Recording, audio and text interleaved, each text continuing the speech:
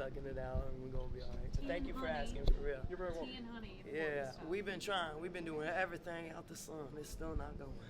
I know tonight wasn't the outcome you were looking for, but how was it going up against your former team? Honestly, I'm not really here to talk about Phoenix. I'm more here to talk about us and what we can fix moving forward. We see Phoenix in a week. This was just about Liberty basketball. We got to get better on the defensive end. Giving up too many rebounds, giving up too many pain points. We just really need to hang our hat on the defensive end, and that just comes with some self-accountability. We got to be better in our one-on-one matchups, and then offensively we got to push.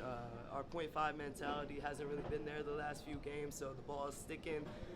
We're just really slow offensively, so we're gonna get back to it. We got a 10-day road trip coming up, so that's what we're focused on next. We got a tough Seattle team that's been playing really well in the West, and that's what our next focus is. And was it difficult having to adjust on the fly to JJ going out in the game? Absolutely. I mean, JJ's about 20 points off the board for us. That's our big rebounder, our big defensive protection behind us. So it's unfortunately, but we have everything that we need in this locker room. We just have to have that next man up mentality. I think we can go into our bench a little bit more, but we just need to be better with our schemes too, making sure we're putting the right people on ball screens. But yeah, I think that we can depend, and we're going to have to go into our bench a little bit more. And that next man up and everybody eats mentality is going to be huge for us on the road here. Speaking of that road trip, what do you want to accomplish most beyond the obvious 4 wins? We got to be some road warriors. I think this is when adversity hits, I think your purpose is really challenged, and we know where we want to be at the end of the season, and so we're going to go through these growing pains early. You never want to peak too early. That's always been my say. So we're just going to keep chipping away and making sure that we're getting better, and obviously with the adjustments of our roster and people out and people in, we're just going to continue to get better with our chemistry overall. But yeah, I just want to get some wins on this road. Josh, you addressed what you believe are the struggles. You said the offense is moving too slowly, and the defense is, not good enough. So Yeah. I guess what I want to know is, what is the why? Why is the offense too slow? Why hasn't the defense been? If I could tell you, I would have fixed it out there tonight. So I don't really know what that question, how you want me to answer it. Again, we're just going to get back to it. This is about Liberty basketball. We have a great team here and everything we need in the locker room. So again, we're focused on Seattle, but I don't really know how to answer that question. Natasha, your guys' schedule to start off this season, you played a lot of teams that were below 500 or kind of lower in the rankings, and now you're playing some teams that are a lot more challenging, a lot tougher.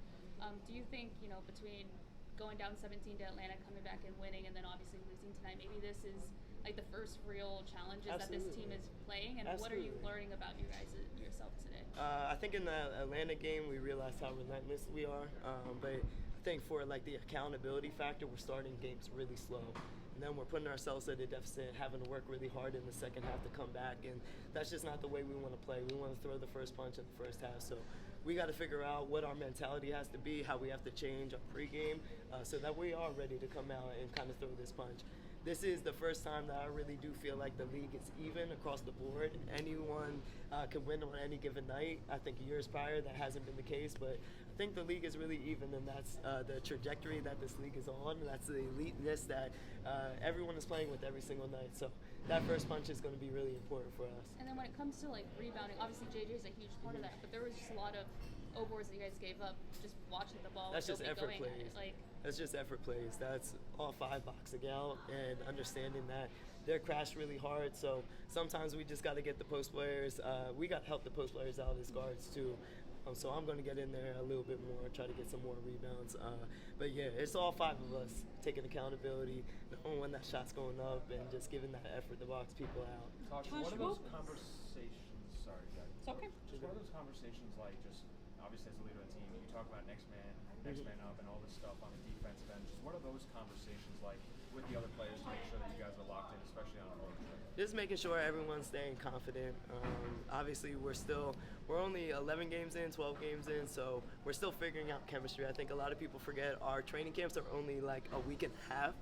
So then it's oh, here's a bunch of games, and we're still trying to learn on the fly. So again, with the adjustments and with the injuries, we just have to keep instilling confidence into our bench players. They are going to be the most important piece and our X factor of how far we get into this season and how far we go into a finals run, that bench production is going to be really important, and we have everything we need. So I have a lot of confidence in our bench. The rest of our starters have a lot of confidence in this bench, and everyone here is here for a reason. So again, that next man up, next woman up mentality and everybody eats mentality is going to be huge for us moving forward. I had to correct myself, my bad. So we're going to Jackie. Jackie. I'm gonna go to. Sorry, We can go around to everyone. Sorry, Jackie, you asked the question, so I just want to make sure everyone gets their question in. Appreciate it, Willis. I want to ask you just on a brighter note, how Stewie, when she gets that 3-ball rolling, just can you talk about the atmosphere when she's got that going, just that wave that she puts on offense. You know what? Stewie the other day just kind of said it out loud. She was like, I'm going to make a fucking 3 moving forward. And sometimes you just got to say it out loud to get it out. And for us to also know and just to, put it out there and get it out of your head. And so the last 2 games, she's been phenomenal from the 3-point line. And tonight was a really great game. I appreciated how hard Stewie came out, understanding what this game meant to me. I could see it, and I could see that she was playing for me. So this team kind of took me under their wings tonight with what of emotion it was playing them again, and I'm just really thankful to be where my feet are. Obviously, we didn't get a win tonight, but we get to see Phoenix again in a week, and so regardless, I'm really happy where my feet are and to be playing with the players that I'm playing with. A few more? Tasha, it seemed like we spoke to Sabrina and Stewie and Sandy in the postgame, and it just seemed like very low energy. And I guess I just wonder what was said in the locker room and what the feeling is, and if you're talking about how hard Stewie played for you, is there potential It's for us. sadness? Yeah, it's still for us. Stewie played for us, but I know there was that extra level of a little protection of me today. Low energy comes from, we just lost the game. I think that's to be expected.